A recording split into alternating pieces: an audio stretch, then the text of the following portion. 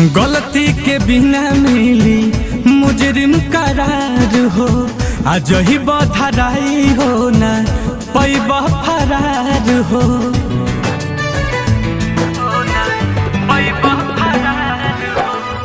गलती के बिना मिली मुजरिम करार हो, जही बधराई हो ना पैब फरार हो।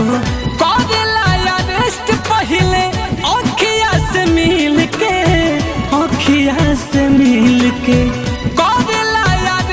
पहले अखिया से मिल के, अखिया से मिल के आहो खिलाना बेल जे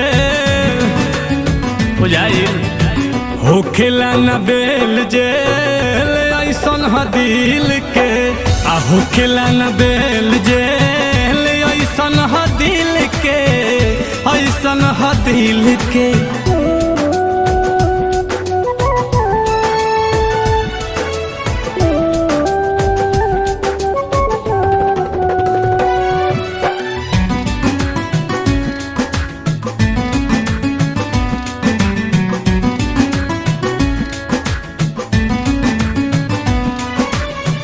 दिलवा के चोरी वाला लागेला केस हो, मिहली तारीख परी होखे के पेश हो।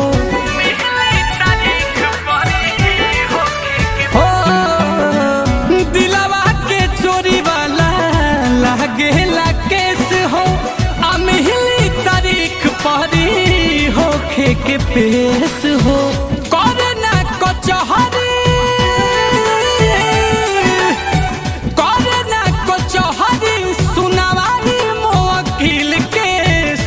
वकील के हो खिलाना बेल जे, हो खिलाना बेल जे ऐसन ह दिल के, हो खिलाना बेल जे ऐसन ह दिल के, ऐसन ह दिल के।